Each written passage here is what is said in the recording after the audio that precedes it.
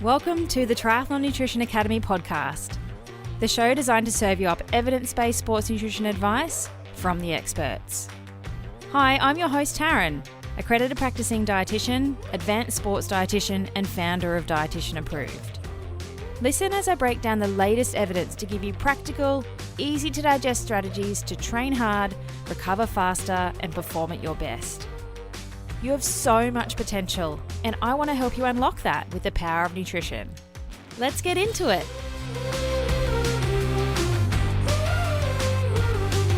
Welcome to episode 83. Today I'm going to answer a question that I get asked all the time. Do you need to take a multivitamin, particularly as an endurance athlete? So we're going to dive into a little bit of background, and then I'm going to give you my hard and fast answer. So we know that vitamins play lots of important roles in our body. There are 13 essential vitamins that our body needs for just normal, healthy functioning. We can't make them ourselves, or we can't make enough of them, so we have to get them through our diet. When vitamins are missing from our diet, it leads to poor health outcomes and illness can occur. So think things like vitamin C deficiency, which was the cause of scurvy. Vitamin D deficiency leads to rickets. And things like being deficient in calcium leads to porous, weak bones and teeth. So not having enough of these things is definitely bad.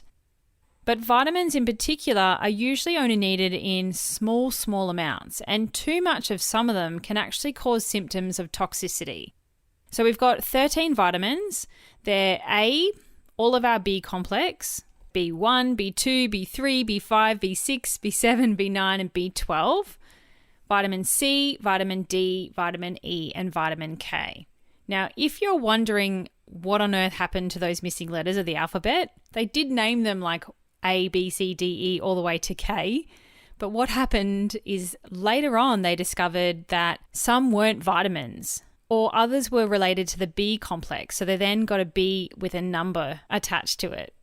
So if you've ever wondered what happened there, that's what happened. They did get a letter, things like F and G, but were later renamed. So out of those 13 vitamins, we have 9 water-soluble vitamins.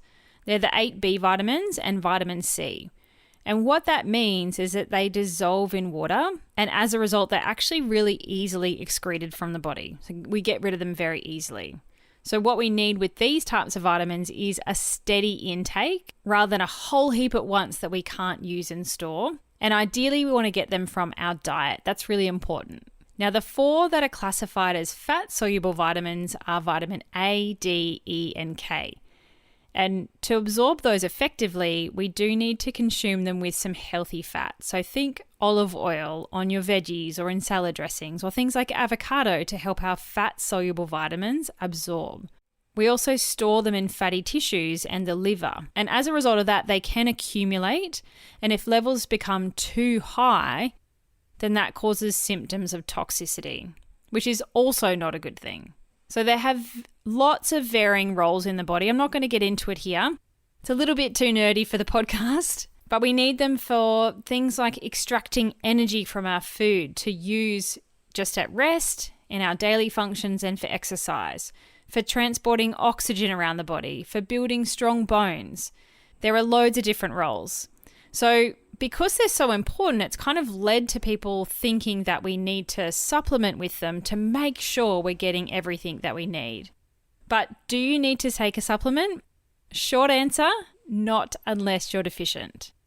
I know a lot of athletes take a multivitamin as like a safety blanket or because it makes them feel healthy.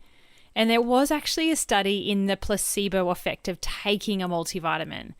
It was massive. In the 2012 National Health Survey of Americans, 21,603 people were involved in this study, multivitamin users and non-multivitamin users. And the multi-users reported 30% better overall health compared to the non-multivitamin takers. But there was no clinical difference in measurable health outcomes. They just felt better because they were taking a multivitamin. And that is, my friend, the placebo effect. So if you take a multivitamin and it makes you feel healthy, it's not necessarily doing anything.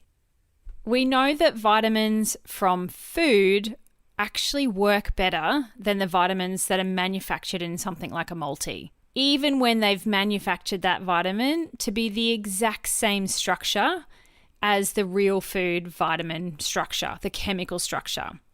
Folate is the only exception to that. The manufactured form of folate is absorbed by the body better than folate from food. There are loads of chemicals in food like enzymes, other minerals, phytochemicals, so things like plant chemicals that are really good for our health that work together with vitamins in these complicated ways to help our body. Also, don't forget that food contains fiber, which you can't get from a magic pill. And that's really good for our gut bacteria, keeps our gut microbes happy, and keeps the whole body working more effectively. Phytochemicals in particular are really important as part of a healthy diet and may help to actually reduce some diseases like cancer and heart disease. And you can't get that from a vitamin supplement. We don't have those complicated food chemicals when we're taking pills and potions.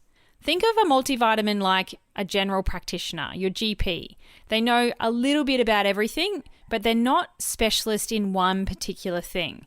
A multivitamin is like that. It has a little bit of lots of things in there, but it doesn't have a high enough dose to fix a deficiency or a problem if there is one. So as an example, something like a Centrum, which is a common multivitamin here in Australia for adults, it contains 5 milligrams of iron and 90 milligrams of vitamin C.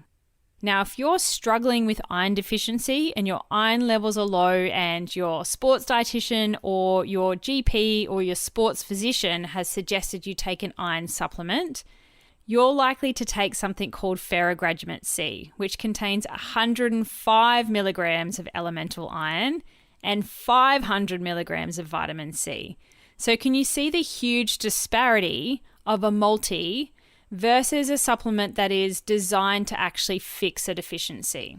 You would really struggle to fix that with a Centrum if your iron levels are low. It would probably be impossible to get there. So keep that in mind. If you are deficient in something, then a multivitamin is not going to cut it. You'll need a specialist supplement to correct that deficiency. And you don't need a multivitamin to ward off deficiency as long as you're eating properly. It's not rocket science. It's not sexy. But if you have a huge variety of foods, you're eating all your fruits and vegetables and all those types of things, then you don't need to take a multivitamin to be a safety blanket for any of that sort of stuff. You will literally just break it down and pee it out, particularly the water-soluble ones. And so you're just making expensive pee. Are you a triathlete sick of fumbling around in the dark with your nutrition? Is nutrition the missing link in helping you reach your goals? And do you want to maximize your training efforts and level up your performance? Of course you do. Come and join me for free at Fuel School. It's a free 3-day live and online nutrition training week. And I've designed it to give you the nutritional edge in 2024 and lay the foundation of your day-to-day fueling and race nutrition. It's on the 14th to the 16th of January, 9 a.m. Brisbane time, so Australian Eastern Standard Time every day, which is 3 p.m. PST, 5 p.m. CST, and 6 p.m. EST on the 13th to the 15th of January. To register, head to fuel.school. Yep, www.fuel.school. Whether you're a seasoned triathlete or just starting your nutrition journey, this free event is your opportunity to learn from an advanced sports dietitian and triathlon nutrition specialist and transform the way you approach your nutrition for 2024. Fuel.school, it's free. I'll see you there.